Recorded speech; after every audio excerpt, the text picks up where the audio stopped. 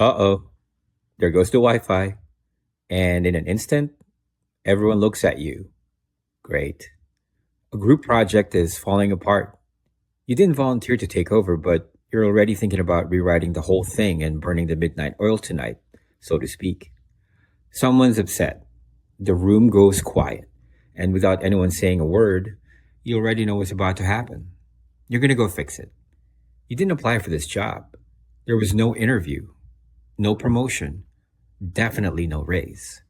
And yet, somehow, you've become the after hours IT department guy, the emotional first responder, the emergency problem solver, and the only person in a 5 mile radius who apparently knows where the fuse box is.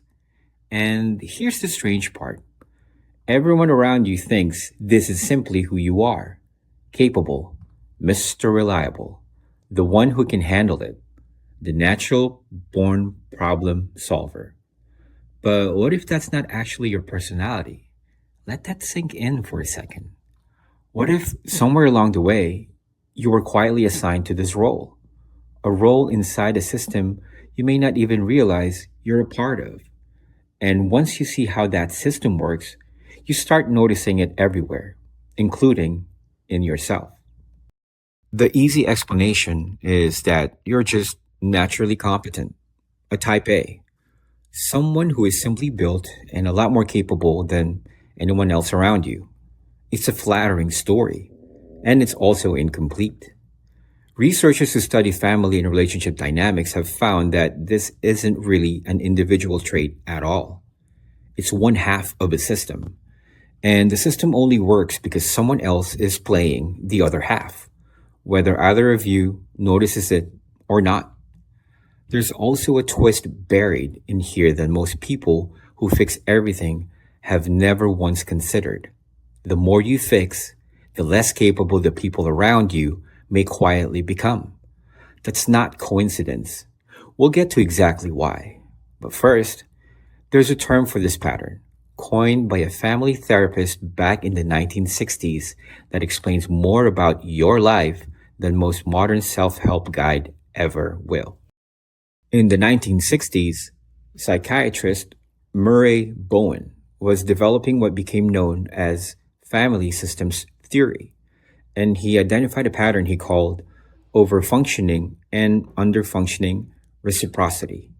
Here's the mechanism. In any relationship under stress, a couple, a family, a group of friends, a team at work, anxiety has to go somewhere. One person often responds by doing more: solving, managing, holding it all together.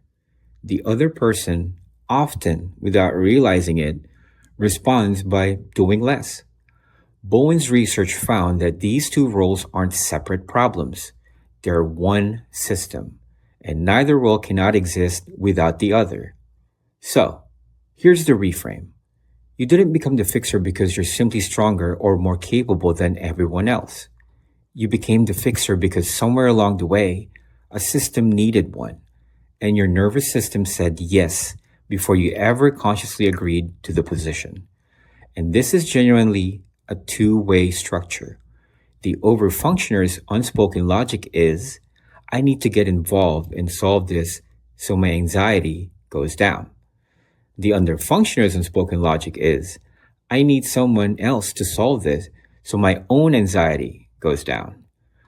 Both people are managing the exact same discomfort. They're just doing it from the opposite ends of the same rope. Now, here's where it gets uncomfortable, in a way that's worth sitting with for a second.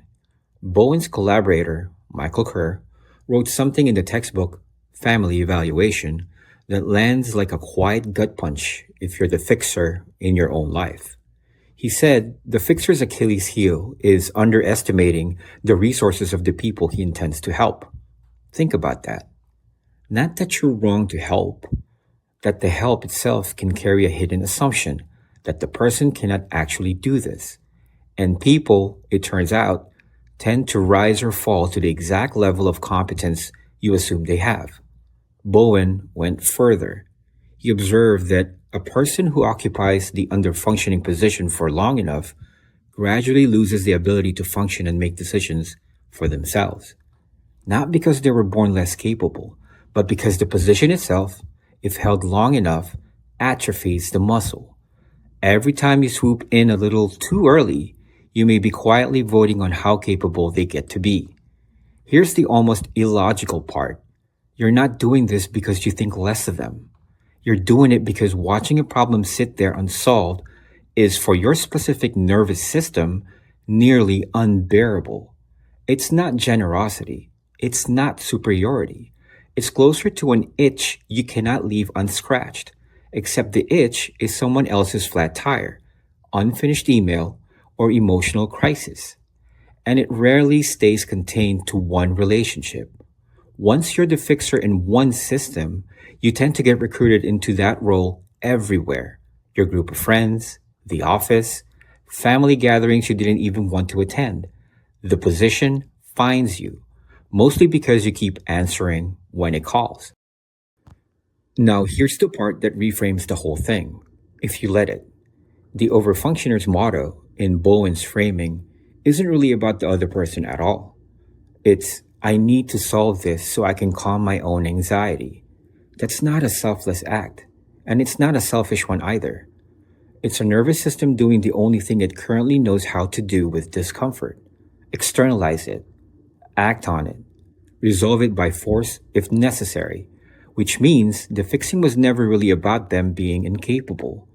It was about you needing the discomfort of an unsolved problem to end right now by any available hand, and yours was simply the only one reaching. The quiet cost is the relief never actually lasts. You fix the thing, the anxiety drops for an hour, and then the next unsolved problems find you because the system that produced the first one is still fully intact. You haven't addressed the anxiety. You've just given it something to do. And here is where it almost gets comedic, because once you notice this pattern, you cannot stop noticing it. You will rewrite a coworker's email that was already fine. You will take the wheel, sometimes literally, because you might make one wrong turn, but you'll allow exactly zero from anyone else. You will hover over someone loading the dishwasher incorrectly like it's a matter of national security. Somewhere in your life, there is currently a load-bearing group chat that runs entirely on your unpaid, unasked for project management. If you've ever fixed something nobody actually asked you to fix and then felt vaguely resentful that no one thanked you for a job they never requested, drop it in the comments. I promise you're not the only unpaid CEO of everyone else's problems. So here's what it all comes down to. Fixing everything yourself was never proof that you're simply built more capable than anyone else around you. It's one half of a two-person system built to manage anxiety that belongs to both people, not just you. The fix isn't to do more.